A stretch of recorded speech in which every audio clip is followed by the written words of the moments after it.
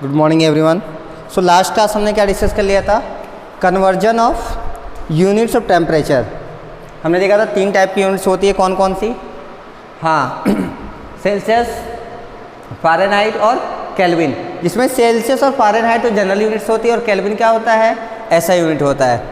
आप सबको आ गया होगा। चलिए फिलहाल आगे बढ़ते हैं।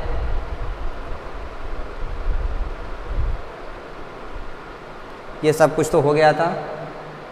Liquid, diffusion done. हाँ ये देखिए ये हो गया था ना। आगे बढ़ते हैं। ये तो हम लोग कर चुके थे। चलिए एक छोटा सा पॉइंट है, एक बार फिर से आप रिवाइज कर लीजिए। और आपको कल तो याद हो ही गया था। It is clear from the above discussion that first to convert a temperature on Celsius to kelvin.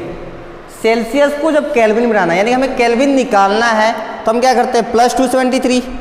और इसी का ठीक उल्टा, अगर हमें केल्विन से सेल्सियस बनाना है, यानी हमें सेल्सियस निकालना है, तो क्या करते हैं? -273। चलिए आगे पढ़ते हैं हम लोग। Change of state of matter. हाँ 3 टाइप के स्टेट्स ऑफ मैटर हमने पढ़ा था ना, सॉलिड, लिक्विड, गैस। और हमने कहा था प्लाज्मा पीईसी के बारे में हम आगे भी डिस्कस करेंगे, ठीक है? तो चेंज कैसे होते हैं? क्या ये चेंज हो सकते हैं? क्या कोई ऐसा सॉलिड है जो लिक्विड बन सकता है? बिल्कुल बन सकता है। कौन? आइस। कोई ऐसा लिक्विड है जो गैस बन सकता है? बिल्कुल, वाटर से वाटर वेपर बन जाता है। ऐसे बहुत सारे प्रोसेस है जो खुद से चेंज होती रहती है। इनको हम क्या क्या कहते हैं, इसमें हम आगे डिस्कस करेंगे। First one is matter can exist in 3 physical states. कौन कौन से? Solids, liquids and gaseous state, जिसको हम वेपर स्टेट भी कहते हैं। ध्यान रहे, अभी तो हम लोग छोटे क्लासेस में हैं, इसलिए हम इसको क्या कर रहे हैं? वेपर और गैसियस एक ही चीज़ है, लेकिन एक्चुअली ऐसा नहीं होता। 11th में जब आप जाएंगे तो वहाँ केमिस्ट्री में सिखाया जाएगी कि नहीं, गैस अलग चीज़ होती है और वेपर अलग चीज़ होती है। लेकिन अभी तक तो हम यही मानने चलेंगे, दोनों क्या हैं? सेम।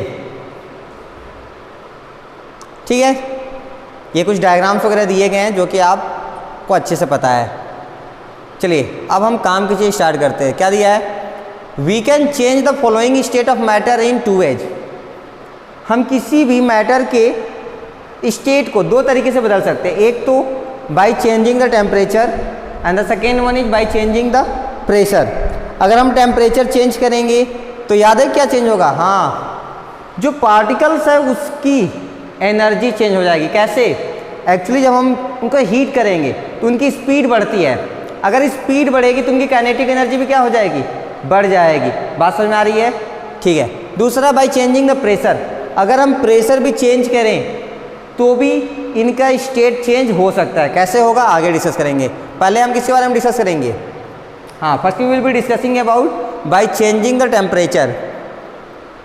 चलिए कुछ छोटी छोटी चीज़ें दी हुई हैं, एक बार देख लेते हैं क्या है। When we say that we can change the state of the matter by changing the temperature, we mean that state of matter can be changed by heating it or cooling it। इसको कहने का मतलब क्या है ना, कि जब भी हम कहेंगे टेम्परेचर से स्टेट चेंज होगी, इसका मतलब जब हम हीट करेंगे या तो तब बदल जाएगा या तो कूल करेंगे तब बदल जाएगा। और दूसरी बात, जब हम ये कहेंगे कि प्रेशर के चेंज करने से फिजिकल स्टेट बदलता है, इसका मतलब या तो हम प्रेशर को बढ़ा रहे होंगे तब बदलेगा या तो प्रेशर को घटा रहे होंगे तब बदलेगा। यही 2 चीज़ें होंगी। जब हम प्रेशर को बढ़ाते हैं तो उसे हम बोलते हैं कंप्रेसिंग। उसे हम क्या कहते हैं? कंप्रेसिंग, यानी हम उसको पकड़ के दबा रहे होते हैं। और अगर हम प्रेशर घटाते हैं तो उसे क्या कहते हैं? डिकम्प्रेसिंग कर देते हैं। Space between the particles, the force of the attraction between the particles and the amount of movement of the particles can be changed by changing the pressure or temperature of the substance। देखिए ये क्या कह रहे हैं,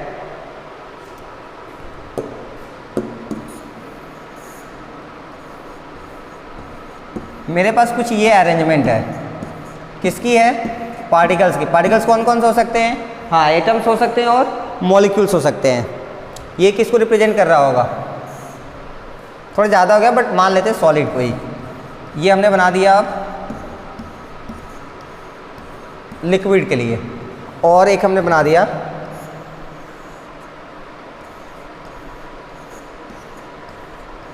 gas के लिए। बात समझ में आ रही है? अब देखिए ये जो सॉलिड है इसके बीच की स्पेस कम है या नहीं, है ना।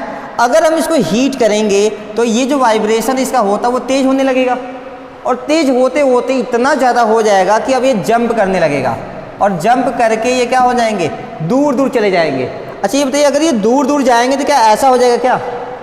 ध्यान समझिएगा, जब हम इसको एनर्जी देंगे यानी हीट करेंगे तो इसके पार्टिकल्स को एनर्जी मिलेगी, जिसकी वजह से वो थोड़ा जंप करने लगेंगे, और अगर जंप करेंगे तो क्या वो इतने दूर दूर हो जाएंगे ना। अगर ये दूर दूर हो जाएंगे तो अब हमें ये बताइए ये क्या है, लिक्विड, ये क्या है, सॉलिड। यानी कि अगर हम सॉलिड को हीट करें तो क्या बन जाता है, लिक्विड। क्यों बन जाता है अभी समझ में आया? और ये दूर क्यों जा रहा है, ये देखिए, जब हम यहाँ से हीट करते हैं तो इसके बीच का जो फोर्स ऑफ अट्रैक्शन होगा उसे हम क्या कहते हैं, हाँ इंटरमोलिकुलर फोर्स कहते हैं या फिर इंटर पार्टिकल फोर्स कहते हैं। वो फोर्स टूट जाता है। एक्चुअली अभी तो आराम से बैठे हैं तो चलो ठीक है, फोर्स पकड़ के रखा है। अब हम ऐसे रखे हुए हैं दो चीज़ों को और कोई पकड़ के खूब कसे खींच रहा है इसको, तो हो सकता है वो इसको खींच ले। जब वो खींच लेगा तो ये दोनों क्या हो जाएंगे, दूर हो जाएंगे। जब ये दूर होगा तो कैसा बन जाएगा, ऐसा, यानी कि ये क्या हो गया, लिक्विड। तो हम कह सकते हैं जब सॉलिड को हीट किया जाता है तो क्या बनता है, लिक्विड। समझ में आ रही है? अब मान लीजिए लिक्विड को हम हीट कर रहे हैं, अभी तो इतना गैप है, और हीट कर रहे हैं और हीट कर रहे हैं, तो इसके बीच का गैप भी बढ़ जाएगा। अगर इसके बीच का गैप बढ़ेगा तो क्या कुछ ऐसी अरेंजमेंट हो जाएगी ना। तो ये क्या हो गया, लिक्विड से गैस बन गया। क्या हो गया, लिक्विड से गैस बन गया, जिसको हम कहते हैं इवापोरेशन या वेपराइजेशन। आगे डिस्कस करेंगे। समझ में आ रहा है ये चीज़? अब उल्टा सोचते हैं, अगर हम इसको ठंडा करें तो इसके जो पार्टिकल्स के बीच का गैप ज़्यादा है वो धीरे धीरे क्या होता जाएगा, कम होता जाएगा, वो एक दूसरे के पास आएंगे। क्या पास आते आते कुछ टाइम के बाद ऐसा हो जाएगा? हाँ, यानी अगर हम गैस को ठंडा करें तो क्या बनेगा, लिक्विड, और लिक्विड को ठंडा करें तो और पास हो जाएंगे, यानी कि सॉलिड। ध्यान से समझिएगा हम क्या करें, सॉलिड को हीट करेंगे तो लिक्विड बनेगा, लिक्विड को हीट करेंगे तो गैस। क्यों? क्योंकि इंटरमोलिक्यूलर स्पेस बढ़ रहा है। गैस को ठंडा करेंगे तो लिक्विड बनेगा, लिक्विड को ठंडा करेंगे तो सॉलिड। ऐसा क्यों हो रहा है? क्योंकि इनका इंटरमोलिक्यूलर स्पेस कम हो रहा है। वाली बात समझ में आ गई? ये कैसे हुआ? It was the dependency on the temperature. ये तो टेम्परेचर की वजह से हो रहा है। अब प्रेशर वाली बात करते हैं। अब देखिए, ये तो पहले से सॉलिड है, इसके बीच में गैप बहुत ही कम होता है बट बहुत ही कम होता है, और आप इसको कस के दबा रहे हैं, क्या ये और पास आएंगे? नहीं आएगा, तो ये तो ऐसे ही रहेगा। यानी कि सॉलिड के ऊपर प्रेशर लगाने का कोई फ़ायदा नहीं है। अब हम यहाँ प्रेशर लगाएंगे, धीरे धीरे क्या होंगे, पास आएंगे। तो पास आएंगे यानी कि इंटरमोलिकुलर स्पेस क्या हो जाएगा, कम हो जाएगा। अब ये देखिए, इनके बीच तो बहुत ज़्यादा गैप है। यहाँ से पकड़ के पिस्टन लगा के हमने इसको लॉक कर दिया, ठीक है, और यहाँ इसको दबा रहे किधर, नीचे की तरफ। दबाते ये सारे मॉलिक्यूल्स क्या हो जाएंगे, एकदम आगे चिपक जाएंगे, और चिपकने के बाद ये क्या बन जाएंगे, ऐसा बन जाएंगे, यानी कि लिक्विड बदल जाएंगे। तो ये देखिए, प्रेशर के भी चेंज करने से फिजिकल स्टेट बदल जाती है। जैसे गैस से क्या बन जाती है, लिक्विड। जो घर पे आपके गैस यूज होता है एलपीजी, लिक्विफाइड पेट्रोलियम गैस, वो एक्चुअली गैस होता है, लेकिन हमारे सिलेंडर में जो आता है वो क्या होता है, लिक्विड। क्यों? क्योंकि हम पूरा प्रेशर के साथ उसको दबा के भरे होते हैं। ऐसे आपने देखा परफ्यूम, सेंट वाली बोतल, उसमें जो लिक्विड रहती है ना, एक्चुअली वो लिक्विड नहीं, वो गैस होती है, लेकिन हम काफ़ी प्रेशर से उसको दबा के अंदर भरे रहते हैं, इसलिए वो कैसी होती है, लिक्विड फॉर्म में होती है। क्लियर है? चलिए वापस से अपने पेज पे आते हैं। ठीक है, तो कोई भी चीज़ के जो चेंज इन स्टेट आएगा, यानी सॉलिड से लिक्विड, लिक्विड से गैस, या कोई भी, वो किस पे डिपेंड करेगा, दो चीज़ों पे। पहला ऑन टेम्परेचर, दूसरा ऑन प्रेशर। चलिए आगे बढ़ते हैं और एक एक करके डिस्कस करते हैं। अब पहला क्या डिस्कस करेंगे हम, effect of change of temperature. पहला हम देखेंगे कि टेम्परेचर का कैसा इफेक्ट पड़ता है। ठीक है, इसमें बहुत कुछ ये है, आपको सिर्फ वही लिखना है जो आपके काम की है। जैसे ये जो डार्क लेटर वाला है जिसको हम बोलेंगे वो सब आपको कॉपी करना है। देखिए ये यहाँ से यहाँ तक कॉपी हो जाएगा। क्या है ये, the process in which a solid substance change into a liquid. इसको थोड़ा सा इधर कर देना, हाँ अब ठीक है, दिख रहा होगा। The process in which a solid substance change into liquid. अच्छा, कब होगा, जब हम हीट को देंगे या हीट लेंगे। हाँ, जब हम उसको हीट देंगे तो उसे हम क्या कहेंगे, मेल्टिंग कहेंगे। देखिए क्या लिखा है, the process in which a solid substance change into liquid on heating. Heat करने पे जब सॉलिड क्या बन जाता है, लिक्विड बदल जाता है, तो इस प्रोसेस को हम क्या कहते हैं, मेल्टिंग या फ्यूजन कहते हैं। बात समझ में आ रही है? एग्जाम्पल क्या लिख सकते हैं, ice changes to water, ice क्या हो जाता है, वाटर बदल जाता है। इसको हम फ्यूजन भी कहते हैं। मेल्टिंग और फ्यूजन दोनों एक ही चीज़ है, उसमें कोई अलग अलग बात नहीं है।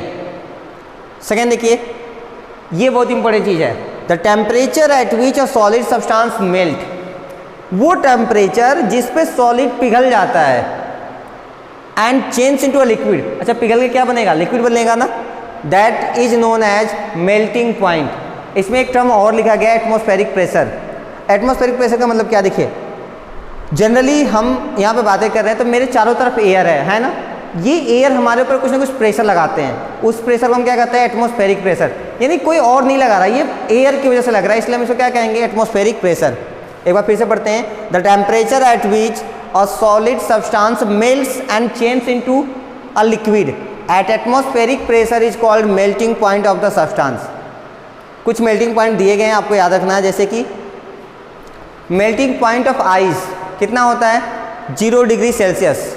कितना होता है, 0 डिग्री सेल्सियस। अब देखिए आगे क्या लिखा है, डिफरेंट सॉलिड्स। तो एक तो आप ये लिखेंगे यहाँ से लेके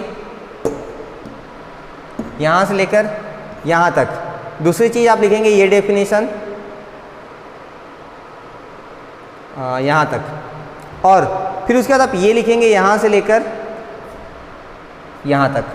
क्या है ये, देखिए different solids have different melting points. हाँ, अलग अलग सॉलिड्स की अलग अलग कैपेसिटी होती है, इसलिए वो अलग अलग टेम्परेचर पे मेल्टिंग शो करते हैं। तो अब हमें ये बताइए, उनकी मेल्टिंग पॉइंट सेम होगी कि अलग अलग होगी? बिल्कुल अलग अलग होगी। जैसे में मेल्टिंग पॉइंट ऑफ आइस अभी हमने डिस्कस किया था, कितना, 0 degree Celsius. Melting point of wax, मोम जानते हैं ना, मोम, उसका कितना होता है, 63 degree Celsius. Where as melting point of iron is 1535 degree Celsius. हाँ, बहुत ही ज़्यादा होता है। अभी इसलिए ना हीट कितनों आप आयरन को हीट कर लो, वो मेल्ट नहीं करता। क्यों? क्योंकि उसकी मेल्टिंग पॉइंट बहुत ज़्यादा, उसको इतना टेम्परेचर चाहिए, कितना, 1535 डिग्री सेल्सियस, जो कि हम घर पे क्या लैब में भी जल्दी से प्रोवाइड नहीं करा सकते, बहुत मुश्किल है। नेक्स्ट देखिए क्या दिया है, the melting point of a solid is a measure of the force of attraction between its particles. Actually ये जो मेल्टिंग पॉइंट है ना, ये है क्या,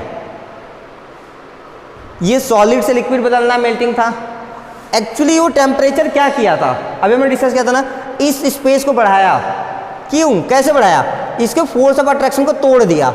टूटने के बाद ये थोड़ा क्या हो गया, दूर दूर हो गए, दूर दूर हो गए तो क्या बन गया, लिक्विड। तो एक्चुअली जो मेल्टिंग पॉइंट है वो हमें क्या बताता है कि इसके बीच का, इनके बीच का फोर्स ऑफ अट्रैक्शन कितना है। अगर हम कहें कि मेरे पास दो सब्सटेंस, एक ए और एक बी, ए का मेल्टिंग पॉइंट 10 डिग्री सेल्सियस है और बी का मान लीजिए कितना है, 5 डिग्री सेल्सियस, और हमसे पूछा जाए कि बताइए किस में फोर्स ऑफ अट्रैक्शन ज़्यादा होगा। हाँ, किस में ज़्यादा होगा, ए वाले में ज़्यादा होगा। क्यों ज़्यादा होगा, क्यों कि इसको उस फोर्स ऑफ अट्रैक्शन को तोड़ने के लिए ज़्यादा टेम्परेचर चाहिए। इसका मतलब ये है कि इसके बीच का जो फोर्स ऑफ अट्रैक्शन होगा, इसके बीच का मतलब इनकी पार्टिकल्स के बीच का जो फोर्स ऑफ अट्रैक्शन होगा वो क्या होगा, बहुत ही ज़्यादा होगा। बात समझ में आ गई? चलिए आ गई तो आगे वापस लौटते हैं। आगे क्या लिखा है, higher the melting point of a solid substance greater will be the force of attraction between its particles. अगर किसी भी सॉलिड सब्सटेंस का मेल्टिंग पॉइंट ज़्यादा है, इसका मतलब उसके पार्टिकल्स के बीच का फोर्स ऑफ अट्रैक्शन वो भी क्या होगा, ज़्यादा होगा। समझ में आ रहा ना, हम पार्टिकल्स किसको कह रहे हैं, हाँ किसको कह रहे हैं, एटम्स एंड मॉलिक्यूल्स को। तो अब हमें ये बताइए, वैक्स, आइस और आयरन, अभी तीन हमारे पास एग्जाम्पल थे, इन तीनों में से किन के पार्टिकल्स के बीच का फोर्स ऑफ अट्रैक्शन ज़्यादा है, किसका, हाँ किसका होगा, आयरन का होगा। क्यों, क्योंकि इसका टेम्परेचर, इसका जो मेल्टिंग पॉइंट है वो क्या है, बहुत ही हाई है, it is 1535 degree Celsius. Clear है? चलिए अगर क्लियर है तो आगे बढ़ते हैं।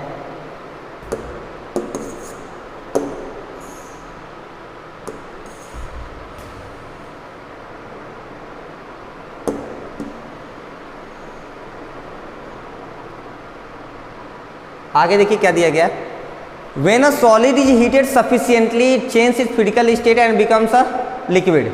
हाँ, जब हम एक सॉलिड को प्रॉपर जितनी अमाउंट चाहिए एनर्जी अगर हम उतनी दे देते हैं तो पिघल कर क्या बन जाता है, लिक्विड बदल जाता है। ऐसा क्यों होता है, ये तो वही सिंपल सी चीज़ें लिखी हुई है, फिर भी देख लीजिए एक बार, ये सब आपको लिखना नहीं है, लिखना वही था जो हम आपको अंडरलाइन किए थे या टिक किए थे।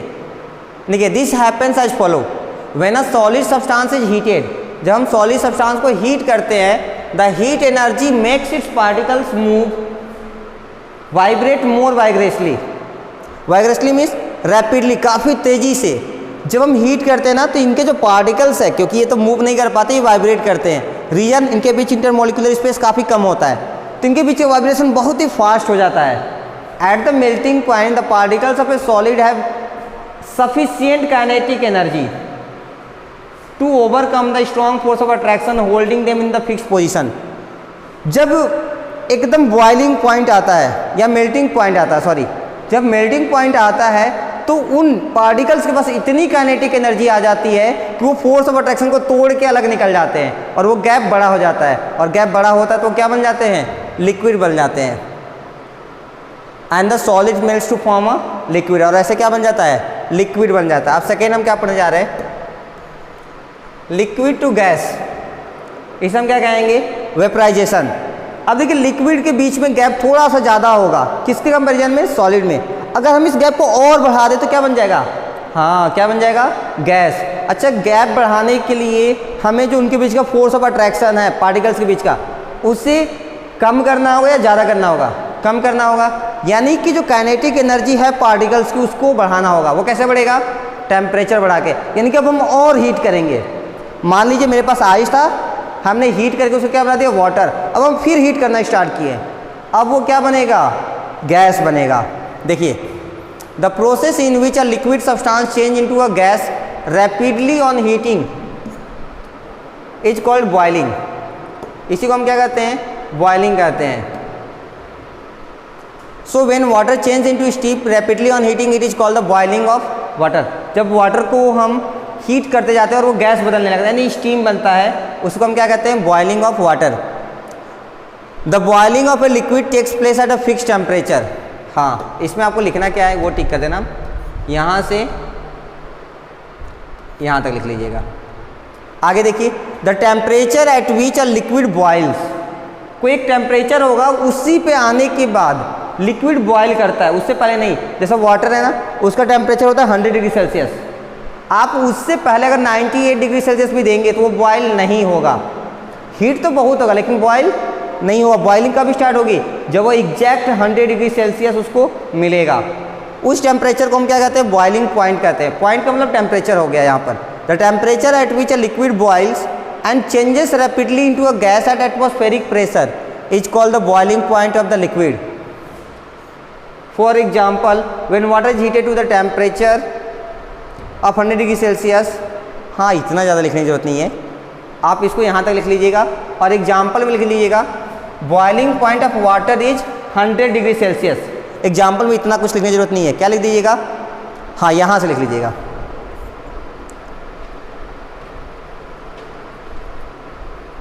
Boiling point of alcohol is this much and boiling point of water is 100 degree Celsius, यहाँ तक। ये दो एग्जाम्पल हो जाएंगे आपके। अब देखिए मेरे पास दो लिक्विड दिए गए हैं, जैसे अल्कोहल है और वाटर है। वाटर का तभी हमने देखा था कितना होता है 100 डिग्री सेल्सियस। अल्कोहल का कितना होता है 78 डिग्री सेल्सियस। अल्कोहल कहाँ मिलता है हमें, वाइन्स वगैरह में मिल जाता है, ठीक है। तो उनकी बॉइलिंग पॉइंट कम होती है, यानी उनके बीच का फोर्स ऑफ अट्रैक्शन वाटर के पार्टिकल्स में फोर्स ऑफ अट्रैक्शन जो होगा उससे ज़्यादा होगी या कम, हाँ समझ आया, कम होगी। क्यों कम होगी, क्योंकि वो कम ही टेम्परेचर पे अलग अलग हो गए। इसका मतलब उनके बीच का फोर्स ऑफ अट्रैक्शन बहुत ज़्यादा स्ट्रॉन्ग नहीं था। क्लियर है, क्लियर है, तो फिर आगे बढ़ते हैं। देखिए मरकरी, आप एक एग्जांपल में इसको भी ऐड कर लीजिएगा। मरकरी, ये इसका कितना होता है 357 डिग्री सेल्सियस। इसका यूज कहाँ करते हैं, अभी कल ही तो डिस्कस किए थे, थर्मोमीटर्स में, ठीक है। The boiling point of a liquid is measure of the force of attraction between the particles. हाँ ठीक है, ये भी वही चीज़ दिया गया है। बॉइलिंग पॉइंट क्या बताता है कि लिक्विड के पार्टिकल्स के बीच का फोर्स ऑफ अट्रैक्शन कितना ज़्यादा है। तो किसका ज़्यादा होगा, तीनों में, वाटर, अल्कोहल और मरकरी में मरकरी का सबसे कम किसका, अल्कोहल का।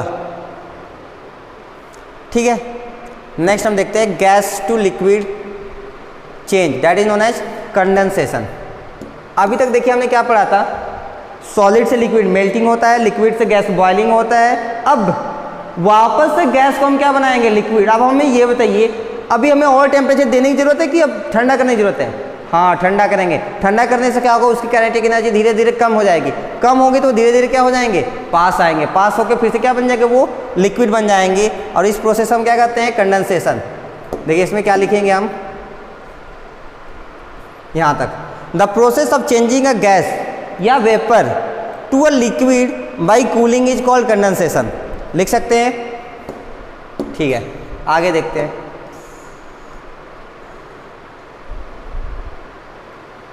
ठीक है, ये तो खत्म हो गया। आगे एक छोटा सा पॉइंट ये, आप चाहें तो नोट कर लीजिएगा। Condensation is the reverse of boiling और वेपराइजेशन। बॉइलिंग और वेपराइजेशन में क्या होता है, लिक्विड गैस बनता है। कंडेंसेशन में क्या होता है, गैस लिक्विड बनता है। तो एक दूसरे का अपोजिट है। नेक्स्ट देखिए, liquid to solid change, that is known as freezing. Freezing, हाँ ये भी जस्ट वही है, बट चलिए थोड़ा सा हम आपको बता देते हैं। The process of changing a liquid into a solid bye cooling is called freezing. अब ये बात तो क्लियर है ना कि लिक्विड को सॉलिड बनाने के लिए उनके बीच के इंटरमोलिकुलर फोर्स को बढ़ाना होगा, यानी कि इंटरमोलिकुलर स्पेस को कम करना होगा। उसके लिए हम क्या करेंगे, उसको गर्म करेंगे? नहीं, क्या करेंगे, ठंडा करेंगे। तो ठंडा करने पर क्या हो जाएंगे, पास पास आ जाएंगे और क्या बन जाएगा, सॉलिड। इसको हम क्या कहते हैं, फ्रीजिंग। तो इसमें डेफिनेशन आप यहाँ से यहाँ राइट कर लीजिएगा। ठीक है, फ्रीजिंग का मतलब क्या होता है, सॉलिडिफिकेशन, यानी कि लिक्विड को सॉलिड में बदलना, उसी को फ्रीजिंग कहते हैं। और फिर यहाँ से लिख लीजिएगा, freezing is the reverse of the melting. Freezing क्या है, मेल्टिंग का ही अपोजिट केस है। क्लियर है? चलिए अगर क्लियर है तो हाँ, बाकी चीज़ें हम क्या डिस्कस करेंगे अब नेक्स्ट क्लास में।